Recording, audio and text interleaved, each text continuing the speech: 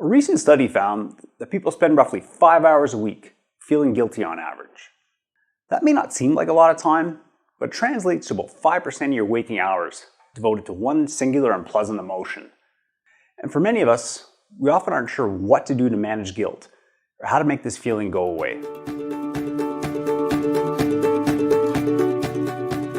Hi everyone, I'm Trevor Sullivan of Sullivan Associates Clinical Psychology, and today I'm going to discuss part 2 of my 2-part video, How to Cope with Feelings of Guilt. Before we get started, I invite you to subscribe to this channel, and if you're on YouTube, click the alert notification. That way, when we release more videos, you'll get notified. Guilt is more than just an unpleasant feeling. Prolonged feelings of guilt can lead to problems with depression, difficulties with concentration, decreased productivity and efficiency, increased self-punishment, decreases in creativity and life satisfaction, and can even cause you to grow a horn out of the middle of your forehead. So, I made the last one up.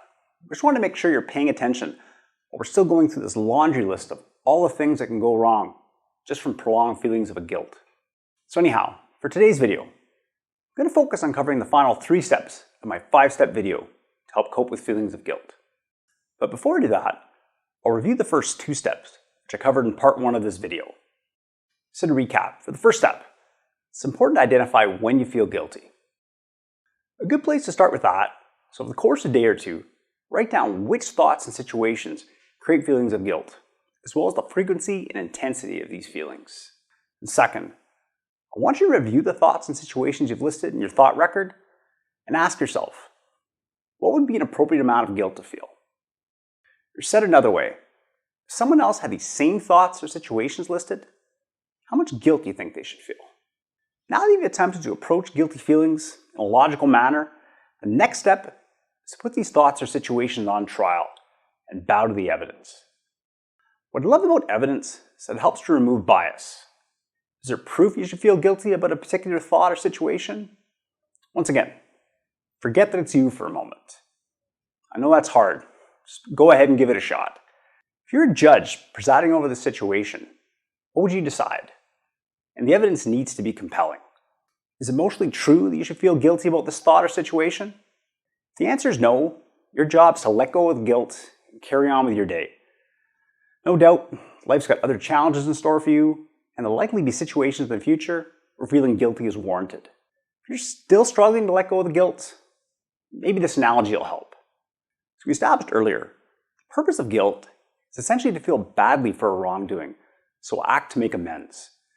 In this case, guilt is sending out a false signal. So here's the analogy. Imagine hopping in your car, starting it up, putting on your seatbelt, and driving a block or 2, only to have the seatbelt warning go off. Seems odd because your seatbelt's plugged in. And a short distance later, the seatbelt warning goes again, but it's more persistent and annoying this time. And you realize this beeping is going to keep happening, and it's going to be a long, painful car ride.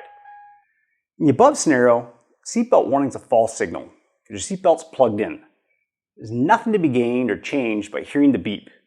It's just annoying. And I'm sure you wouldn't feel guilty about it.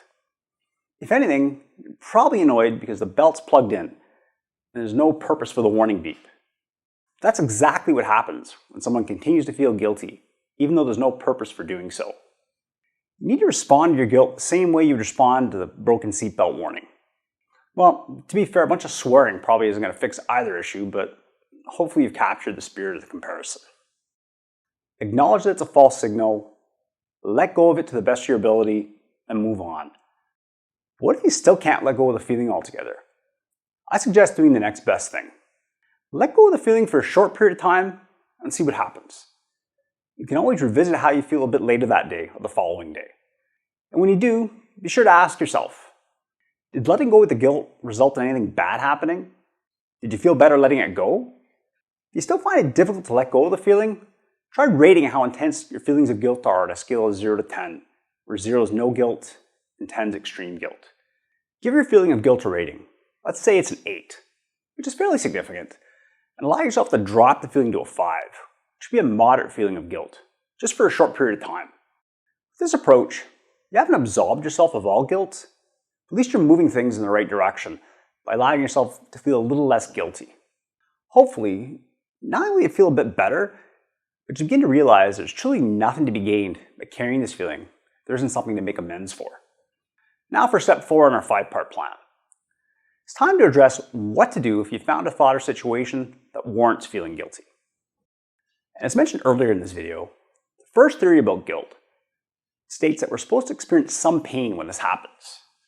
But how much pain and for how long, you ask? Well, there's no hard and fast rule on this one, but this I can tell you. It isn't particularly helpful to remain in pain for too long due to the negative impact on mental health. Ideally, you move relatively quickly towards the second purpose of guilt, which is to work towards alleviating guilt by making amends. And as we learned earlier in this video, skipping this step can contribute to feelings of persistent guilt, which puts you at significant risk for developing problems with mood. So now it's time to execute part 2 of the guilt equation, making amends. This can occur in countless ways depending on the situation, ranging from a simple apology to doing something corrective or extra special for the person you've hurt. Let's start with a situation that warrants a simple apology. For this example, let's assume you've had a poor night's sleep and have a busy, stressful day ahead of you. You're very chatty in the morning, and your answers are really short and snappy.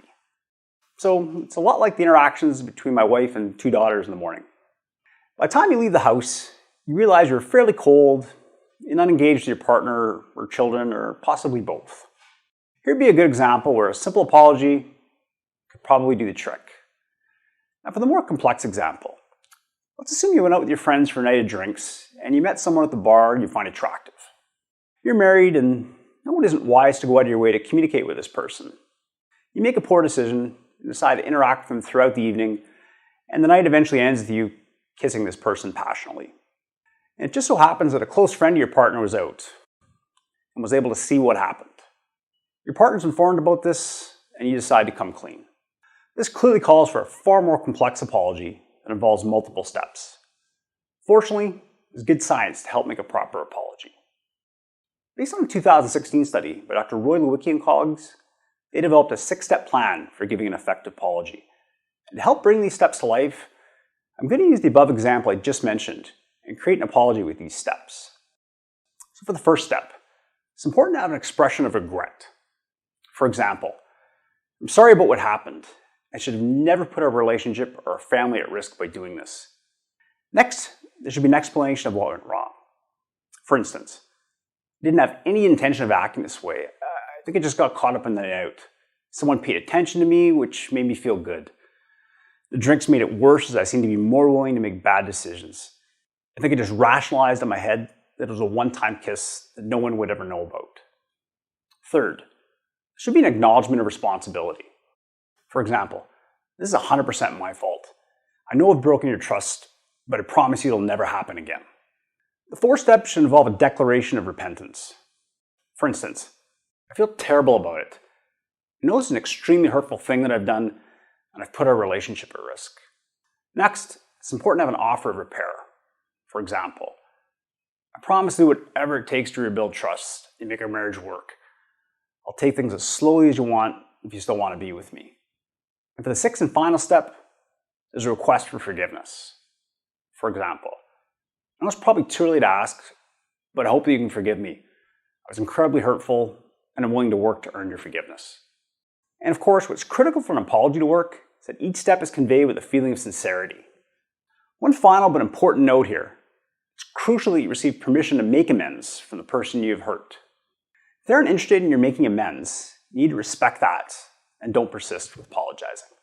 If that's the case, we'll look to tackle feelings of guilt a different way in the next section. And for the fifth and final step, for coping with feelings of guilt, it's important to learn the lesson if you've done something wrong and then carry on. To apologize can be enough to appease feelings of guilt, but I feel there's an important piece missing here. If a lesson isn't learned from the situation, there's a greater chance you can make the same mistake again. If you're a parent, chances are good you've had that conversation with one of your children that go something like this. I know you're sorry for what you've done, but it keeps happening. Just saying sorry isn't enough. This needs to stop. And for those of you who don't have children, chances are good you probably had that conversation with a partner. To make mistakes is simply to be human. The point of making mistakes is to learn the lesson. So ideally, you can avoid making the same mistake in the future. But making the same mistake over and over again, when it can be prevented, isn't the purpose of making mistakes. When you can learn from the mistake and prevent it from happening again, that's where growth happens. For example, let's switch gears a bit and go with a different type of example. Let's assume you've been involved in a car accident and were at fault. In this case, you slipped on ice, but when you think about it, you have a long-standing habit of driving well over the speed limit, and you don't really alter your driving based on the elements.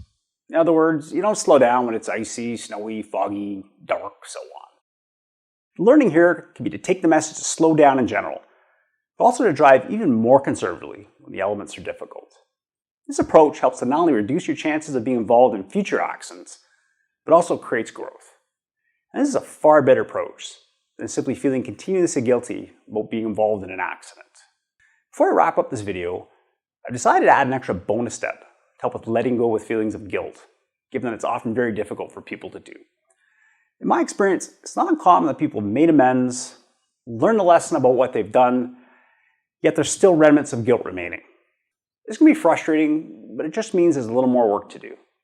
So let's look at 2 techniques that can help to reduce feelings of guilt just a little further. First, I suggest using the best friend test. With this test, you essentially want to imagine it's your best friend in your shoes, and they're facing the same guilty predicament. Would you judge your friend harshly? Chances are you wouldn't say the following to them. You know, you really should feel like crap. I hope you carry that guilt around forever. There's no forgiving that. Sound a bit harsh? Unfortunately, this type of self-talk isn't all that uncommon. Now imagine saying that to your best friend. You probably wouldn't. If you did, how long would you have a best friend? And second, I suggest trying the rocking chair test. This technique involves imagining your future self at an older age with little time left. You're sitting in your rocking chair, rocking back and forth. You look back at how you've lived, the quality of life you've had, and wonder what advice you'd give your younger self. Surely one of those things would be to try and enjoy the time you have as much as humanly possible. This would surely mean more happiness, less anxiety, less anger, and of course less guilt, especially when feelings of guilt were unwarranted, or you learned the lesson and did your best to make amends. So to provide a quick recap of all 5 steps for coping with feelings of guilt. First, it's important to identify when you feel guilt. A good place to start with that is over the course of a day or two, write down which thoughts and situation creates feelings of guilt, as well as the frequency and intensity of these feelings. And second, I want you to review the thoughts and situations you've listed in your thought record and ask yourself, what would be an appropriate amount of guilt to feel for these particular thoughts or situations? Or said another way, someone else had these same thoughts or situations listed, how much guilt do you think they should feel? For my third strategy, it's important to examine the evidence. If there's no factual reason for feeling guilty, it's important to use the evidence to let go of the guilt. If this is too difficult to do at first, practice letting go of the guilt for short periods of time. Fourth, if you found a thought or situation that warrants feeling guilty, use this discomfort for its intended purpose, and that is to make amends to someone by giving a proper apology. And of course, you have to receive permission from the other person in order to give that apology. For my 5th step, it's important to learn the lesson from the situation, so the same mistake isn't repeated over and over again, and then let go of the guilt. And for a final bonus step, if you're still struggling to let go of feelings of guilt, try using the best friend test or the rocking chair test to provide further evidence and clarity for why you should let go of feelings of guilt. So I hope you found these strategies helpful for coping with feelings of guilt. If you did, I encourage you to subscribe to this channel by clicking the subscribe button below. And if you ring the bell, you'll be notified the next time we release a video. And of course, feel free to like and share the video, as well as leave a comment. If you're experiencing challenges implementing the steps, please contact us at Sullivan Associates Clinical Psychology. Thank you for watching.